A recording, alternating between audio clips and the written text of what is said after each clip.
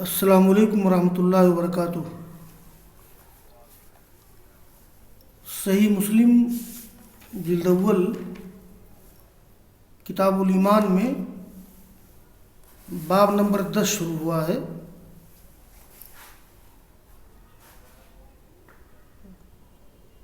باب الدلیل علی ان من مات علی التوحید دخل الجنہ۔ اس سلسلے میں کئی احادیث کا درس ہو گیا ہے، جن احادیث میں یہ ذکر کیا گیا ہے کہ اگر کوئی شخص مر گیا اور وہ توحید، رسالت اور عقیدے کے تعلق سے دوسرے تمام امور کا ماننے والا تھا تو وہ جنت میں داخل ہوگا، چاہے پہلے پہل اگر اس کی نیکیاں زیادہ ہیں، برائیاں کم ہیں، یا بعد میں داخل ہوگا اگر اس کی برائیاں زیادہ ہیں اور نیکیاں کم ہیں۔ تو اس سلسلے میں ابھی بہت سی احادیث کا درس باقی ہے۔ قال الامام مسلم رحمہ اللہ حدثنا قتيبة بن سعيد قال حدثنا ليث عن ابن عجلان عن محمد بن يحيى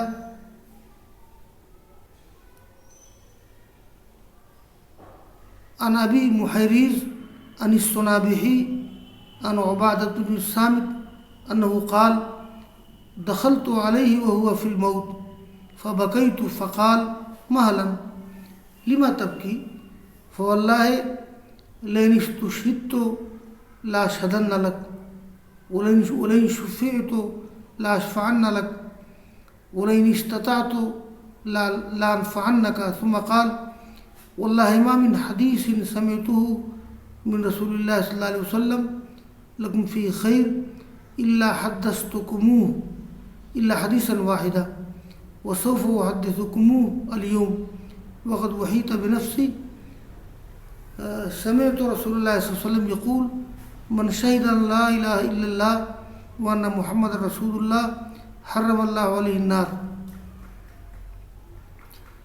یہ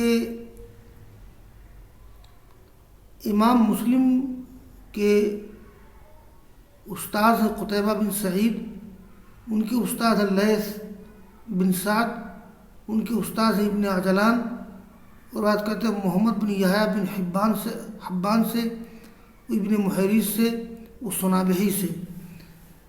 یہ جو صنابحی نسبت ہے تو اسماء الرجال کی کتابوں میں دو صنابحی ہیں، ایک تو عبداللہ صنابحی،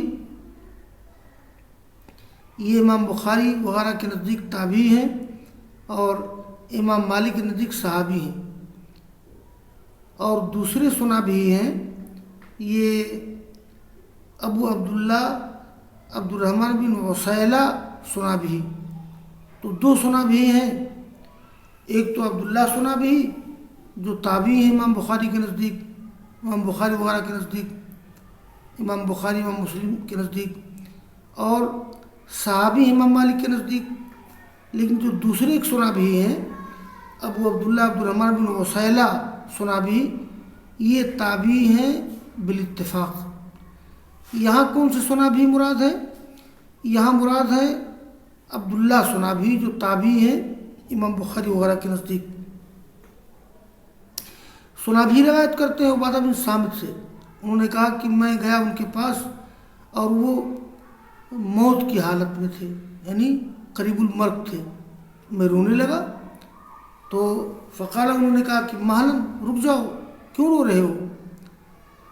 واللہ اگر مجھے گواہ بنایا گیا تو تمہارے لیے ضرور گواہی دوں گا، اگر مجھے سفارشی بنایا گیا یعنی آخرت میں تمہارے لیے سفارش کروں گا، اور اگر جہاں تک مجھ سے ہو سکا میں تم کو نفع پہنچاؤں گا۔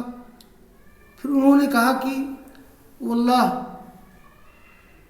ما من حدیث ایسی کوئی حدیث نہیں جس کو میں نے سنا ہو رسول اللہ صلی اللہ علیہ وسلم سے جس میں تمہارے لیے خیر ہو، مگر میں نے وہ حدیث بیان کر دی ہے سوائے ایک حدیث کے. یعنی ایک حدیث میں نے اب تک نہیں بیان کی تھی، اور اب چونکہ میں جاں بلب ہوں، مرنے کے قریب ہوں، تو کتمان علم سے بچتے ہوئے میں وہ حدیث بیان کر رہا ہوں. احدثکم اليوم، آج میں اس کو بیان کر رہا ہوں.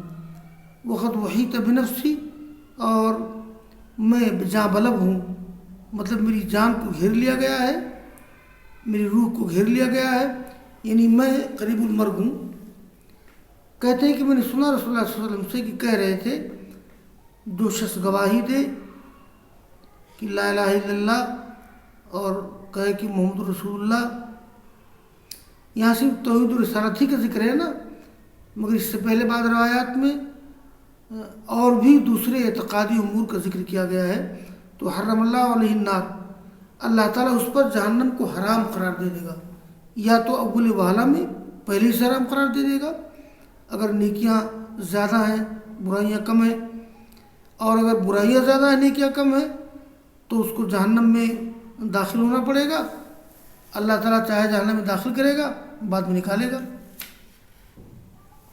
آگے کی روایت ہے قال الامام مسلم رحمہ اللہ حدثنا حداب بن خالد الازدی قال حدثنا حمام حدثنا قتادہ حدثنا انس بن مالک عن معاذ بن جبل قال كنت ردف النبي صلی اللہ علیہ وسلم ليس بيني وبينه الا موخرة الرحل فقال يا معاذ بن جبل قلت لبيك رسول الله وسعديك ثم سار ساعة ثم قال يا معاذ بن جبل قلت لبيك رسول الله وسعديك ثم سار ساعة ثم قال يا معاذ بن جبل قلت لبيك رسول الله وسعديك قال هل تدري ما حق الله على العباد قال قلت الله ورسوله أعلم قال فإن حق الله على العباد أن يعبدوه ولا يشركوا به شيئا ثم سار ساعة ثم قال يا معاذ بن جبل قلت لبيك رسول الله وسعديك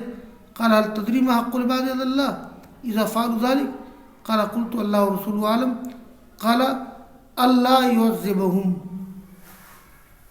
یہ لمبی روایت ہے، اور انس بن مالک کہتے ہیں، روایت کرتے ہیں معاذ بن جبل سے. معاذ بن جبل کہتے ہیں کہ میں رسول اللہ صلی اللہ علیہ وسلم کے پیچھے بیٹھا ہوا تھا.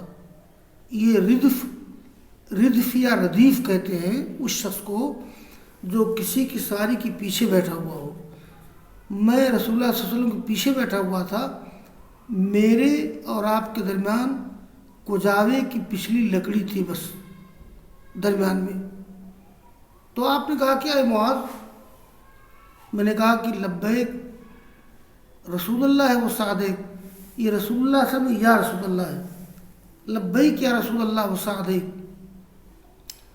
یہ یعنی میں حاضر ہوں اے اللہ کے رسول.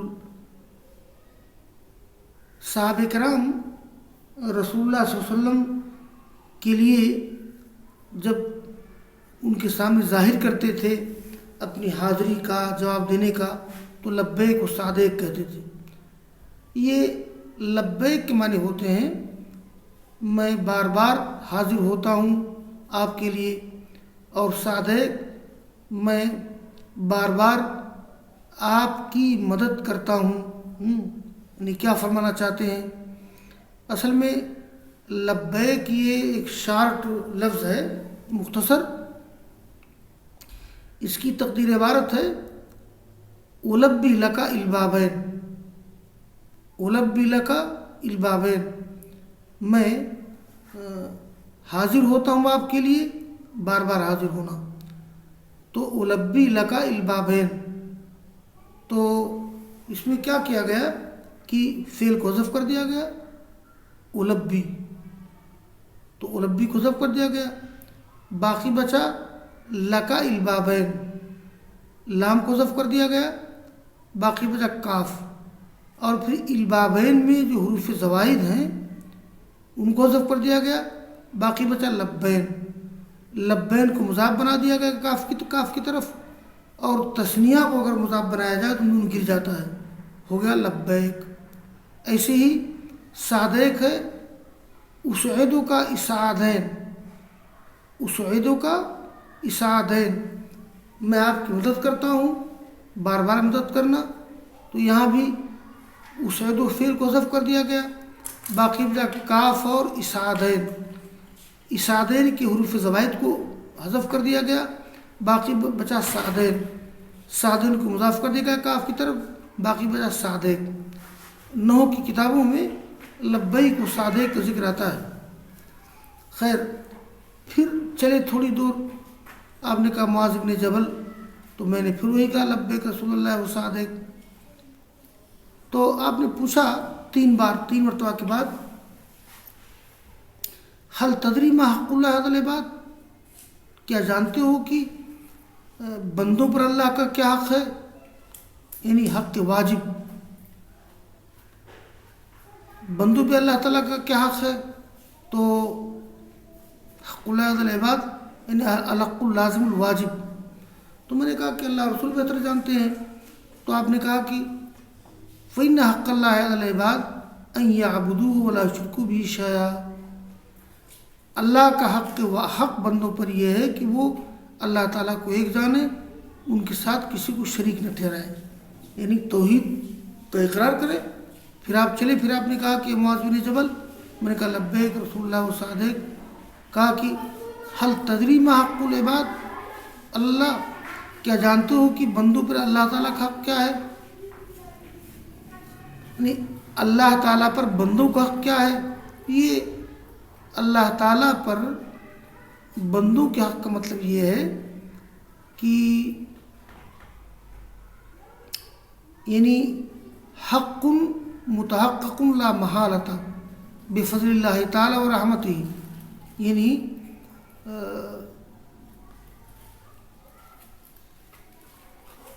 بندوں اللہ پر بندوں کا حق، یعنی ایسا حق کہ جو لازمی طور پر پورا ہو جائے گا اللہ کے فضل و کرم سے، حق کے لازم نہیں کہ اللہ تعالیٰ مجبور ہو۔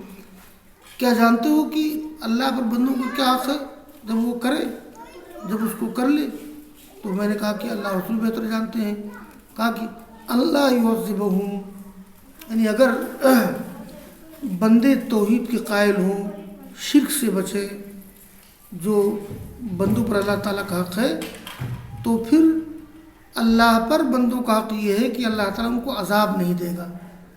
اللہ یعذبہم، ان کو عذاب نہیں دے گا، یعنی شروع سے عذاب نہیں دے گا۔ اللہ یعذبہم مطلقاً، اللہ تعالیٰ ان کو مطلقاً عذاب نہیں دے گا، اگر صحت عقیدہ کے ساتھ ساتھ ان کی نیکیاں زیادہ ہیں، برائیاں کم ہیں، اور اگر برائیاں زیادہ ہیں نیکیاں کم ہیں تو ان کو عذاب نہیں دے گا ہمیشہ کے لیے۔ اللہ یعذبہم للابد، تو اللہ تعالیٰ ان کو عذاب نہیں دے گا مطلق طور پر، اگر کچھ بندوں کی نیکیاں زیادہ ہیں برائیاں کم ہیں، یا یہ کہ اللہ تعالیٰ ان کو ہمیشہ کے لیے عذاب نہیں دے گا، اگر برائیاں زیادہ ہیں نیکیاں کم ہیں، جہنم میں ڈالا جائے گا، پھر نکال لیا جائے گا۔ اور آگے کی روایت ہے، قال امام مسلم رحمہ اللہ حدثنا ابو بکر بن ابی شیبہ قال حدثنا ابو الاحوص سلام بن سلیم عن ابی اسحاق عن عمرو بن میمون عن معاذ بن جبل قال كنت ردف رسول اللہ صلی اللہ علیہ وسلم علی حمار یقال له عفیر، یعنی میں اللہ کے رسول کے سب پیچھے بیٹھا ہوا تھا ایک گدھے پر جس کا نام عفیر تھا۔